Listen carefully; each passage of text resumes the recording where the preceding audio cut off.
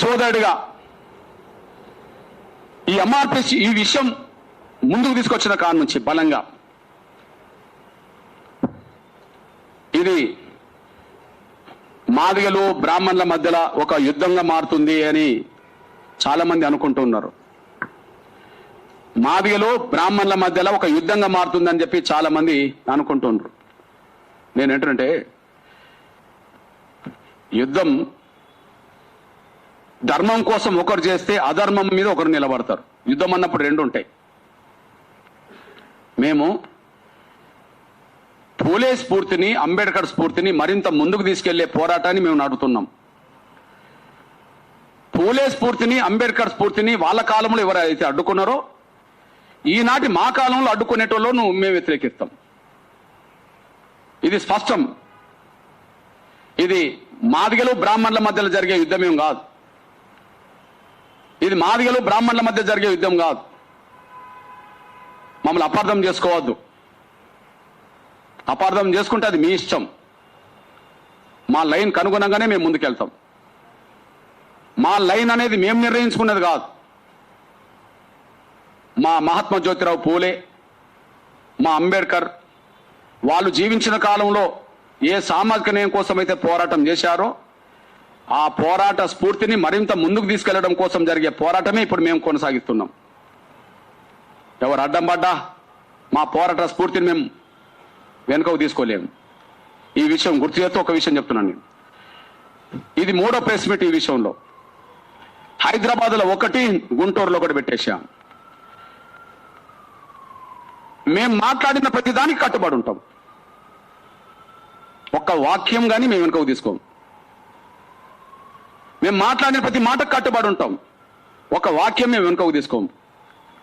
సమాజం తేల్చుకుంటుంది ఈ విషయంలో. మేము సామాజిక న్యాయానికి అనుగుణంగా పూలే అంబేద్కర్ స్పిరిట్ని ముందుకు తీసుకెళ్లే పోరాటాన్ని మేము ముందుకు తీసుకెళ్తున్నాం. ఈ విషయంలో అడ్డుపడే శక్తులు ఎవరో వాళ్ళు రోడ్డు మీదకి వస్తారు. మాకే అభ్యంతరం లేదు. ఈ విషయంలో మీకు గుర్తు చేస్తున్నాను. నేను ఒక దేనికి కట్టుబడి ఉన్నా, 3 విషయాలు కట్టుబడి ఉన్నా. నంబర్ 1, ఈ ఆర్డర్ రావడానికి ఆనాడు దేశంలో కీలకమైన పాత్ర పోషించిన 4 బ్రాహ్మణులని నేను అన్నా. దానికి నేను కట్టుబడి ఉన్నా. 4 బ్రాహ్మణులు అంటే మీరు బ్రాహ్మణులందరూ ఎందుకు భుజం దడుపుకుంటారు? వాళ్ళు కాదా? ఇది దళితుల మీద వివక్షతో కూడిన ఆర్డర్ కాదా? ఎందుకు ఎస్సీల మీద పెట్టాలి? ఎందుకు బీసీల మీద పెట్టాలి? ఎందుకు ఓసీల మీద పెట్టాలి? ఈ దేశానికి క్రైస్తవ మతం తీసుకొచ్చింది చదువుకున్న వాళ్ళే కదా, అగ్రకులాల వాళ్ళే కదా. ఈ ఆర్డర్ మా మీద కత్తి వేలాడబెట్టినట్టు చేసింది కదా.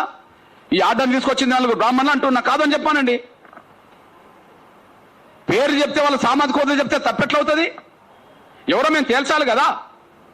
నంబర్ 1, ఆర్డర్ తీసింది రాష్ట్రపతి. ఆర్డర్ తీసింది రాజేంద్ర ప్రసాద్ బ్రాహ్మణ్. ఆర్డర్ రావడానికి కేంద్రం ముందుకు నడిపింది. కేంద్రంతో సంప్రదింపు లేకుండా, ప్రధానమంత్రితో సంప్రదింపు లేకుండా ఆర్డర్ వస్తుందా? ఆనాడు కేంద్ర ప్రభుత్వానికి నాయకత్వం వహించింది ప్రధానమంత్రి జవహర్లాల్ నెహ్రూ బ్రాహ్మణ్.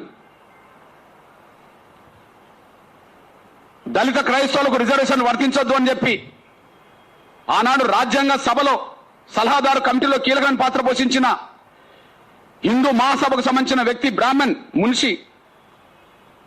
ఈ దేశంలో దేశ క్రైస్తవుల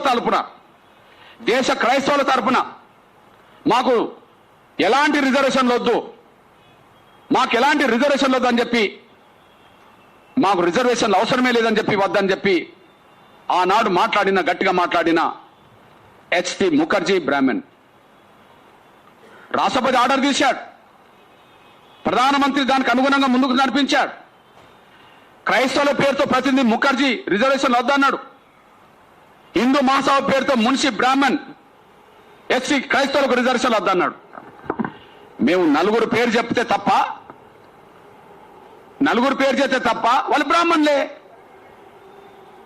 వాళ్ళు 4 పేరు చెప్తే తప్ప వాళ్ళు బ్రాహ్మణులే కదా. హిందూ ప్రతినిధి మీరే, క్రైస్తవ ప్రతినిధి మీరే, ప్రధానమంత్రి మీరే, రాష్ట్రపతి మీరే. ఎవరికి వర్తింపజేయని ఆర్డర్ మా మెడ మీద కత్తి పెట్టేలాగా చేసి తీసుకొచ్చింది మీరే.